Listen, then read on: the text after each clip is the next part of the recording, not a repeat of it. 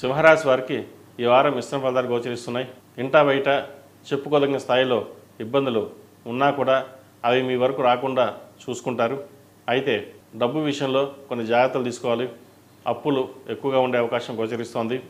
అయితే ఏదైనా కొనాలన్నప్పుడు స్థిరస్థరాస్తులు అమ్మాలన్నప్పుడు ఆచితూచి వ్యవహరించాలి. ధనాన్ని ఇప్పుడు ఎక్కువగా ఖర్చు పెడితే భవిష్యత్తులో ఇబ్బందులు పడే అవకాశం కూడా గోచరిస్తోంది. ఏదైనా వ్యవహారం ఉన్నప్పుడు నిదానంగా ఆలోచించి ముందుకు వెళ్ళాలి. ఇటు ఉద్యోగంలో మార్పులు కొన్ని చోటు చేసుకునే అవకాశం ఉంది. ఉద్యోగస్తులకు చిన్న చిన్న ఇబ్బందులు ఏమైనా ఉన్నా సరే ఈ వారం తొలగిపోతుంది.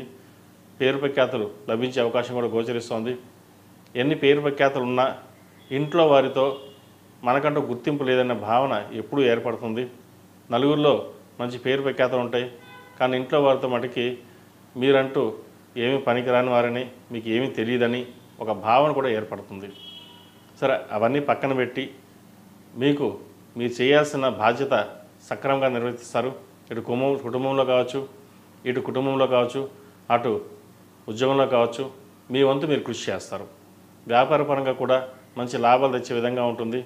అయితే ఎన్ని లాభాలు వచ్చినా రూపాయి మటుకు మిగలదు. రూపాయి వస్తే 3 రూపాయలు ఖర్చు అవుతుంది. ఖర్చుల విషయంలో ఒక ప్రణాళికంగా సిద్ధం చేసుకుని ముందుకు వెళ్ళాలి. అవసరమైతేనే ఖర్చు పెట్టండి, లేకపోతే సేవింగ్స్కి ఎక్కువ ప్రాధాన్యత ఇవ్వండి.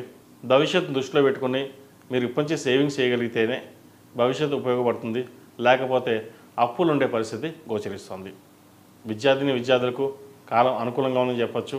ఏదైనా సరే సంతానం విషయంలో ఈ వారం మంచి శుభ ఫలితాలు గోచరిస్తుంది. సంతాన అభివృద్ధి బాగుంటుంది. మంచి ఉద్యోగం లభిస్తుంది. వివాహాది శుభకార్యాల్లో ఘనంగా పాల్గొంటారు. శుభకార్యాలు ఘనంగా నిర్వహించాలని ఖర్చు కూడా ఎక్కువ చేస్తారు. కాబట్టి ఖర్చు పెట్టేటప్పుడు కొంచెం జాగ్రత్తలు చూసుకోండి.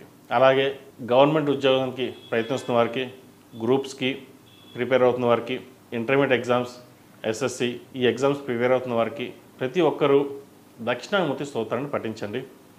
దక్షిణామూర్తి డాలర్ని మెడలో వేసుకోండి. దానివలన మంచి ఫలితాలు సాధించగలుగుతారు.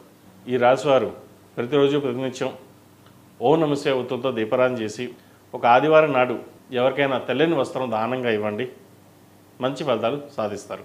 ఈ రాశిలో జన్మించిన వారికి కలిసి వచ్చే సంఖ్య 1, కలిసి వచ్చే రంగు తెలుపు.